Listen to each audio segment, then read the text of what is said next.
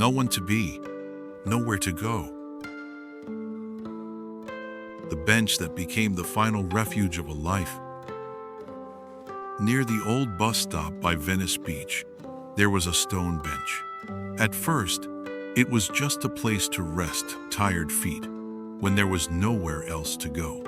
Over time, it became the last place that still made sense. No door, no roof, no key. Just a slab of cold concrete, pale with moss, and the salty ocean wind whistling through the night like the breath of a life that hadn't quite ended. People on the street called it the usual spot, a half-joke, half-truth kind of name, for places where those who'd lost everything ended up. Some curled up, some slumped, some never woke up again. I had an old coat, picked up from a church several blocks away. It was the only thing that gave my body any sort of shape. It wasn't warm enough to block the damp air, but it could hide my trembling hands and the face I no longer wanted anyone to see. In the beginning, there was still shame, but like everything else, like dignity, ambition, hope, it faded with time. It died quietly with each morning I woke up to cracked lips, a throat burning from cheap liquor, and a stomach so empty it echoed. Across the street stood a restaurant where I once dined with clients. Behind me was a sporting goods store where I bought a birthday gift for someone whose name I no longer remember.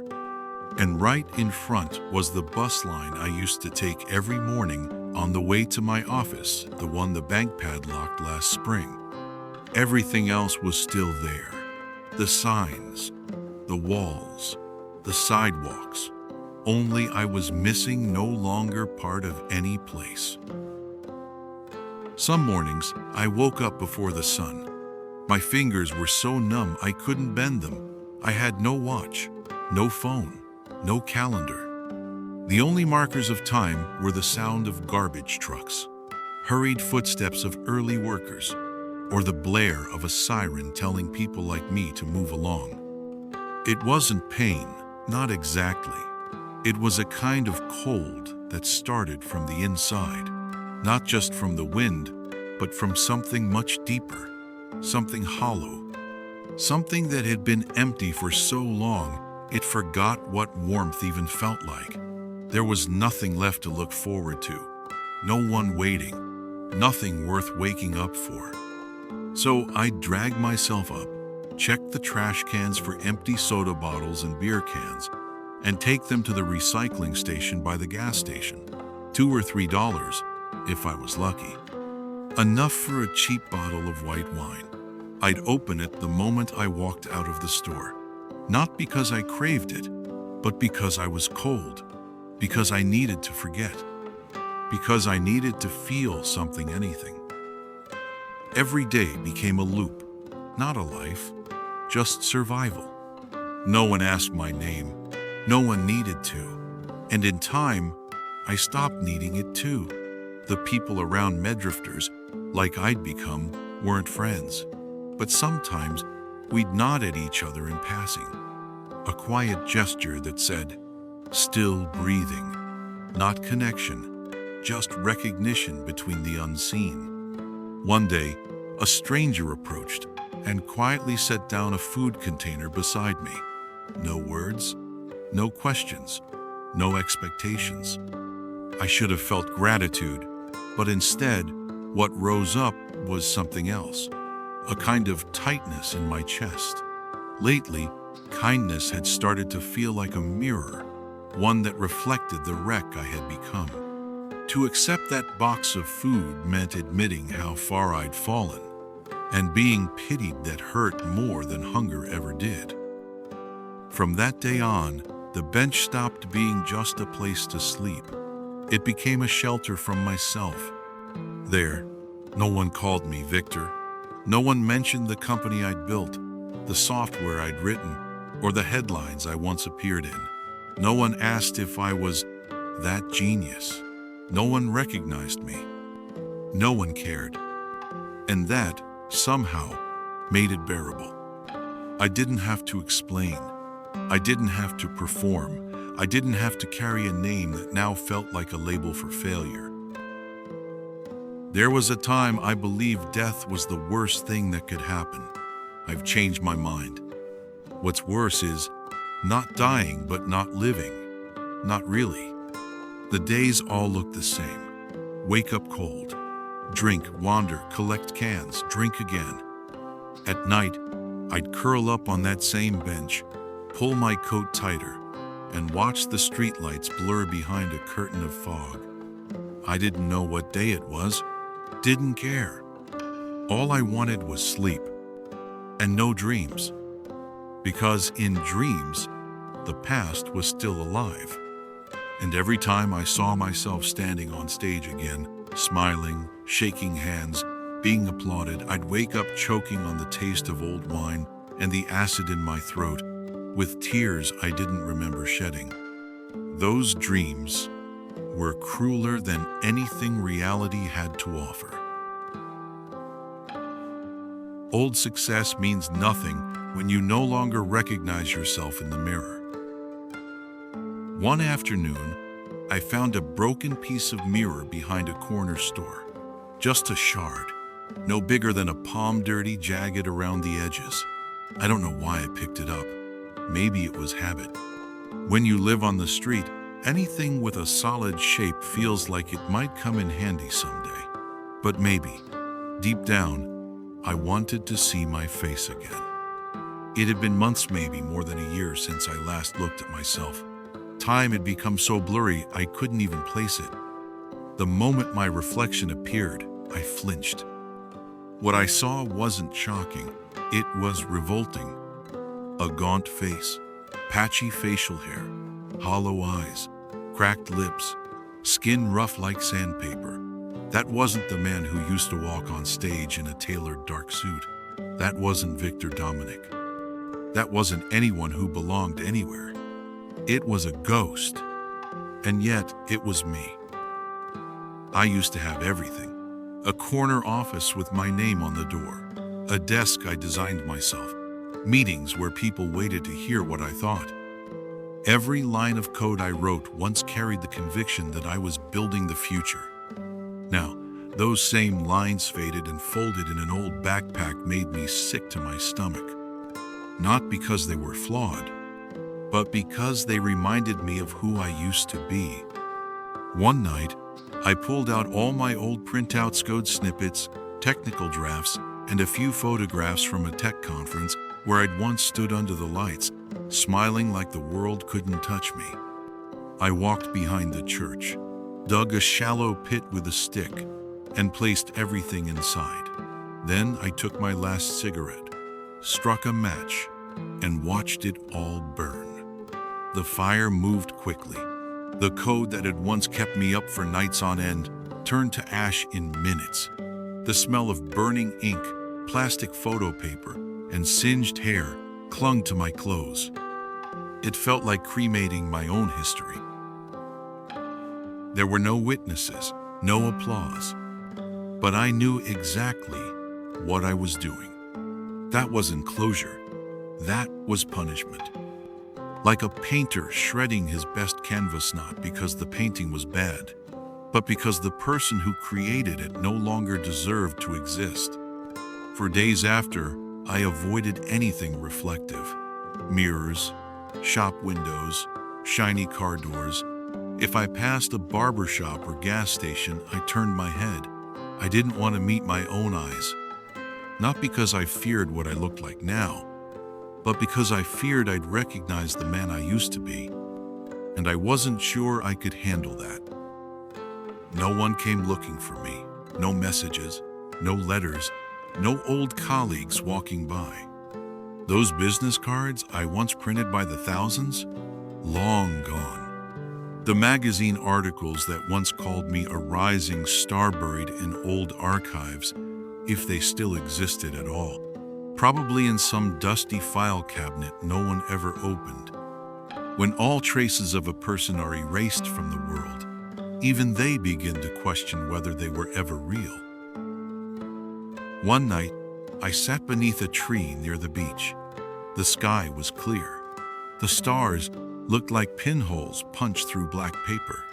Once, I believed they were symbols of ambition, something to reach for. Now, they just looked distant, cold, unconcerned. I pulled a scrap of paper from my coat pocket. It was the last piece of an old business card. The words, Victor Dominic, founder, Victory Systems, had mostly faded. Only part of the name was still legible. I almost tore it up, but I didn't. Not because I wanted to keep it, but because I wasn't sure who I'd be without it. That feel in it wasn't exactly sadness. It wasn't fear either. It was something quieter, something deeper. An emptiness so familiar, it had become part of me. It lived with me, breathed with me, spoke for me. I stopped hoping anyone would understand. I stopped needing a reason to hang on, but I still didn't have the courage to disappear completely. Not every pain wants an ambulance. Some just want silence. That night, the ocean wind cut like glass. I was sitting under a bridge, back pressed against a damp concrete wall, knees pulled tight to my chest, trying to keep whatever warmth I had left from leaking out. I hadn't eaten all day except for a crust of old bread I'd found behind the church. My head was spinning. The pressure inside my skull pulsed like someone was hammering from the inside. Still, I drank. It was cheap vodka bought with money from scavenged bottles and cans, not for comfort, just to stop the shaking. Everyone knows drinking on an empty stomach is a bad idea, but there are moments in life when you know and still do it anyway. I drank, then coughed, then threw up. At first, it was bile, then blood. Dark red mixed with liquor on the pavement beneath me. I stared at it. No panic, no shock, just a strange clarity like something inside me had finally started leaking out for good. There was no one around.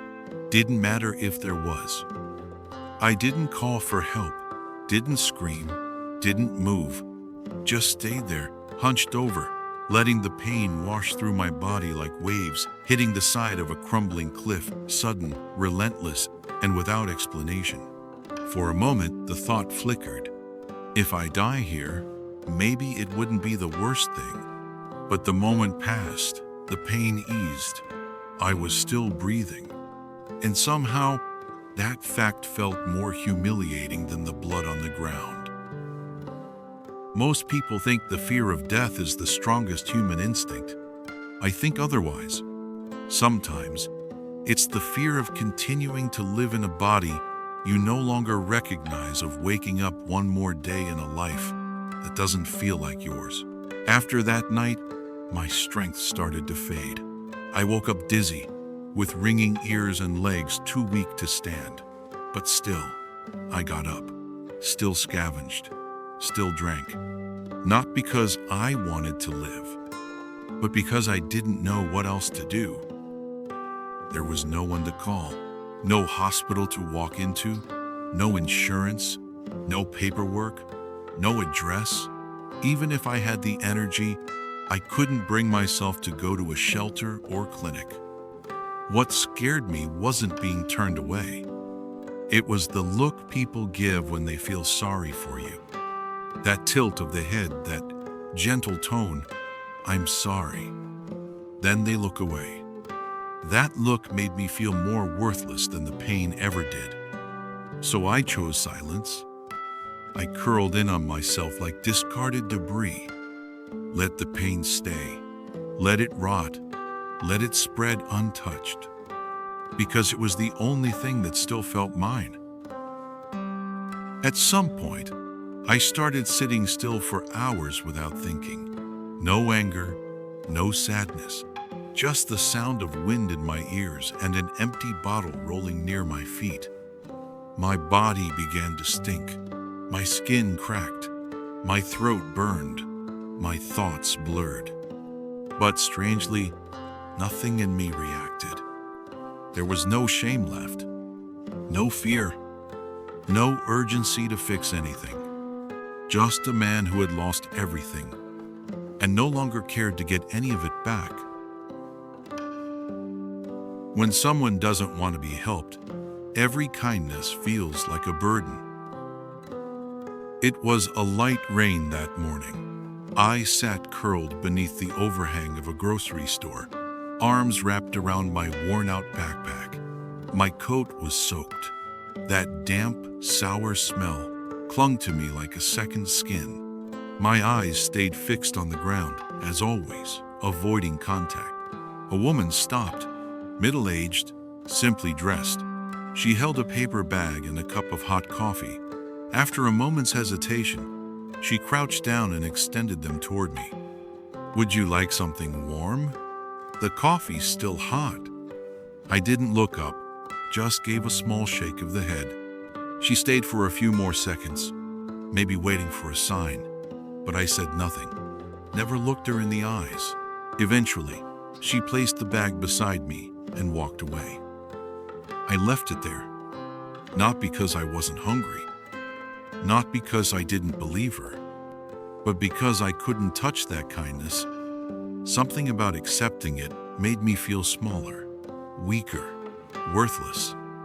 No one forced me to, but the warmth in her voice, it made me feel filthier than any insult ever could. Kindness, in moments like that, didn't feel like a gift. It felt like a spotlight on all the things I had tried to bury, and I couldn't stand in that light. After that, I began avoiding people altogether. I stayed away from soup lines, ignored the outreach workers. Even when someone simply asked my name or offered a place to sleep for the night, I turned my back, walked faster, said nothing. It wasn't because I didn't need help. It was because I had already decided I wasn't worth helping. Every hand that reached toward me felt like a reminder.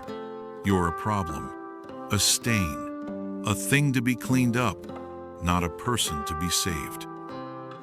So I built a box around myself, an invisible one.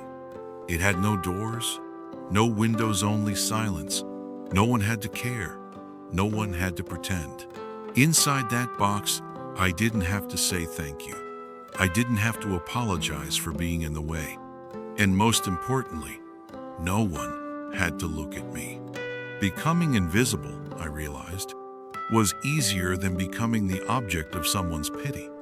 I stayed at the bottom, not because I wanted to, but because I was terrified that if someone ever truly pulled me up, they'd see exactly how broken I had become. And if that happened, I'd rather stay buried. The door might be close, but the push to open it must come from within. I used to stand outside the homeless shelter more times than I can count. The glass door was foggy. The neon sign flickered. Temporary shelter. Opens at 6 p.m. From a short distance, you could see inside plastic chairs, a line for soup, people curled up under thin blankets. Warmer than the street, cleaner than the underpass. Some called it a temporary exit. I just stood there, watching, hands deep in my coat pockets, one hand trembling, trying to steady myself. My stomach knotted with hunger, my throat dry from the dust and fumes, my eyes stinging. But I couldn't move forward. That door, it looked like something you could open with a simple push, but it wasn't. The problem wasn't the lock on the door. It was the lock inside me, made of shame, fear, and the weight of self-loathing. I was terrified that if I stepped through that door, someone might look up. Just one glance, kind or indifferent, felt unbearable. It wasn't about being seen by others. It was about being seen by myself. Because sitting in that chair, holding that bowl of soup, would mean accepting something I couldn't admit. That the man I used to be was gone. There were times I got close. Sometimes I touched the handle. Other times I stood across the street, pretending to read the sign. Once, a volunteer opened the door and saw me standing there. She smiled. I turned away, walked back into the dark. No one stopped me, but it felt like I was the one closing the door on myself. They say when you're desperate enough, you'll ask for help. But I learned something else. Sometimes the people in the deepest pain are the hardest to reach, not because they don't need help, but because they no longer believe they're worthy of receiving it. Help in that moment wasn't about logistics. It was about belief, and I had lost belief in myself. So the door stayed shut. Even though I was close, even though all it needed was a gentle push. In the end, I just backed away quietly, unnoticed, step by step, back into the dark, where no one asked, and no one expected answers. Pain lived in long enough becomes a place you call home, and you're the one who refuses to move out. Alcohol started off as a tool, something to stop the shaking on cold nights, dull the hunger, blur the flashbacks that came uninvited. But over time, it turned into shelter. Not a house, exactly. More like a fragile cover, flimsy, half collapsed, but just enough to keep me from feeling fully exposed. Every swallow numbed something, and that numbness became familiar. So familiar that on the days I didn't drink, I felt panic not because of the physical craving, but because of the sudden return of emotion. The bottle became a curtain, not thick, but thick enough to keep me from noticing I was falling apart. At first, I told myself I drank to forget, but eventually, I sobered up just long enough to realize I was drinking to forget that I ever wanted to live. The pain had started as a guest, but when I didn't kick it out, it made itself comfortable, rearranged the furniture, slept in my bed, took over every room. And somehow, I became the one squatting in it. A stranger in my own life. There was no longer a line between myself and the sadness. No way to tell if I was avoiding the truth or if the lie had become me. All I knew was, I woke up and drank. I passed out and drank again. Every other emotion had gone quiet. There was a day I sat still for 3 hours, doing absolutely nothing. No hunger, no shivering, no real fatigue. Just me, a bottle, and an old coat wrapped around my body like skin I couldn't shed. Some part of me had shut down. Not the heart, the awareness. And in that stillness, I realized I wasn't afraid of dying anymore. But I wasn't interested in living either. There were no tears, no screams, just silence. Not in the world, but inside my head. Like sitting in an abandoned house with the windows sealed, the lights off, and the air too still to breathe. No sound, no knocks, no one coming in, no one left to leave. By then, alcohol wasn't about escape anymore. It was replacement. Replacing memory, replacing desire, replacing the last fragments of who I was. I had lived in pain for so long, I forgot what living without it felt like. Some say that once pain gets deep enough, people fight to climb out. But there are others who just sit there, not because they're too weak, but because they've forgotten how to leave. And I was one of them. When punishment no longer comes from outside, but from within. There were nights I reached for pleasure, not to feel good, but just to feel something. Just to prove I was still alive. No intimacy, No connection. No one else. Just a quick, automatic act in the cold silence of night.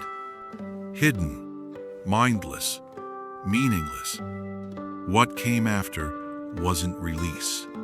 It was a flood of disgust. Then emptiness. Then I did it again. Not from desire, but because I didn't know how else to confirm that I still existed. Those moments, small, secret, pathetic, became my own form of punishment. No knives, no blood, but pain all the same. I used to look down on people who spiraled. Now I understood. Decay never comes all at once. It comes in quiet concessions, one small surrender after another, until the day you wake up and realize you can't remember where the fall began. This body once used to build, to hold, to love, was now just a container, something I hid inside, or tore apart. I drank. I passed out. I traded away every piece of myself for a few minutes of escape. But nothing ever truly made me forget. Only one thing remained clear. I was the one dragging myself deeper, day by day. There was no need for anyone else to punish me. No tragic event. No divine retribution. I knew exactly how to humiliate myself. How to look in the mirror and see nothing worth redeeming. Some nights, I'd curl up in a deserted park, staring into the shadows, almost hoping someone would end it. But no one came. No one ever does. And the real wound wasn't being abandoned by the world.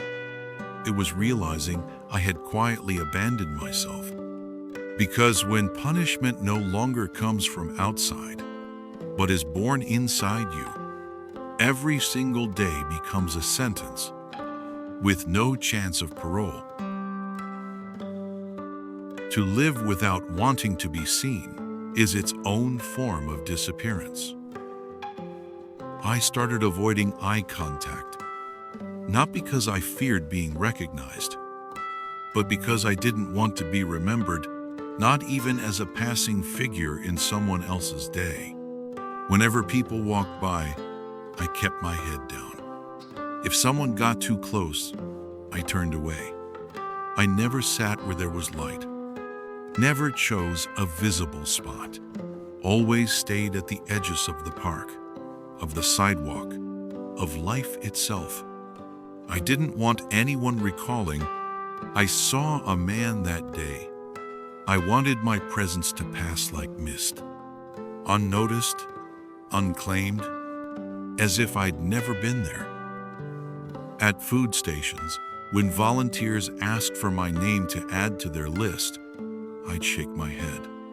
Not out of pride, but because that name no longer meant anything. Victor Dominic used to be printed on business cards, spoken on stages, signed under contracts. Now it felt foreign. Whenever someone happened to say it aloud, I didn't respond, didn't even flinch. Like the name had belonged to someone else entirely. No ID, no address, no fixed point in time to define who I was. I had become a blank space by choice. One afternoon, I caught a glimpse of myself in a storefront mirror.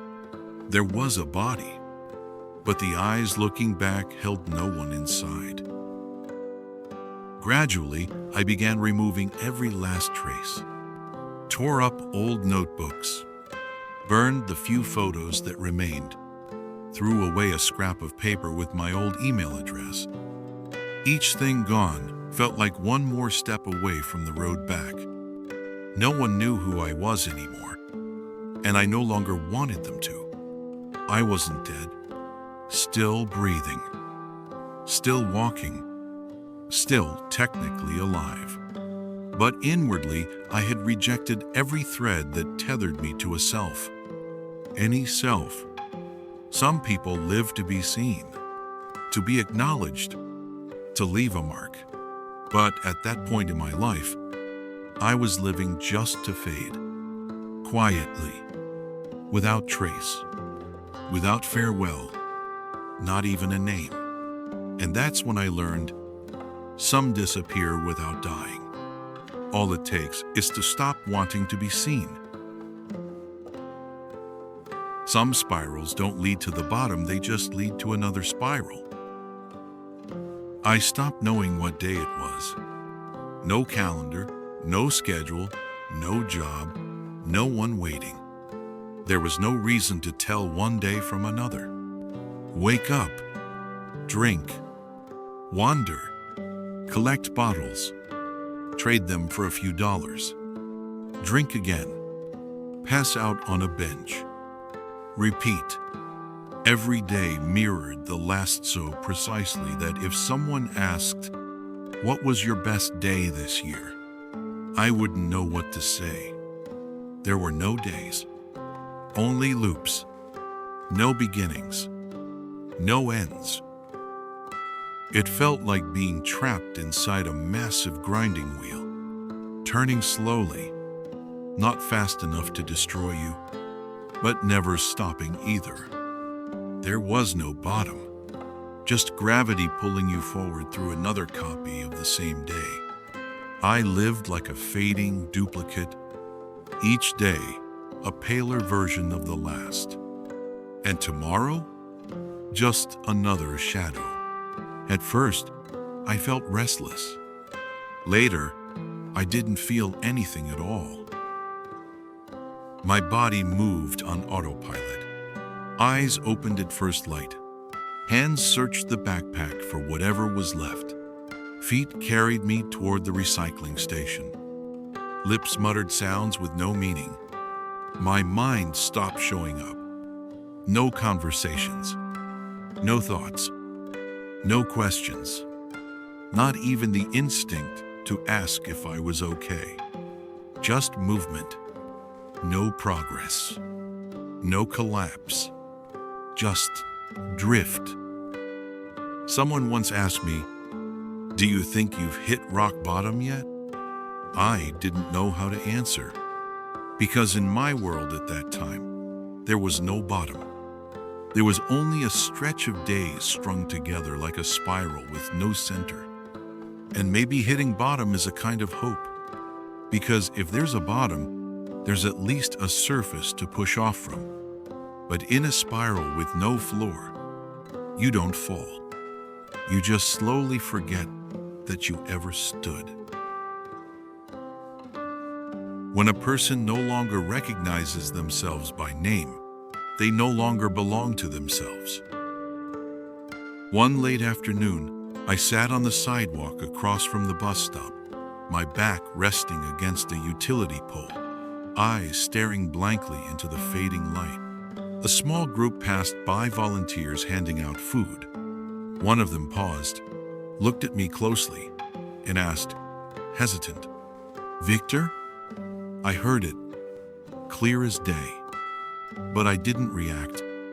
No nod, no denial, no glance, just silence. That name, I knew it was mine. But in that moment, it felt like it belonged to someone else. Someone who once had business cards, made speeches, shook hands. Not to the man slumped here, filthy, forgotten, unraveling at the seams. It had been a long time since I said my name out loud. No one asked, and I had no reason to offer it. When the police asked for ID, I said, "I don't remember." When food banks needed a name, I said, "Write whatever you want." No papers, no clear memories. No one left who called me by anything that felt personal.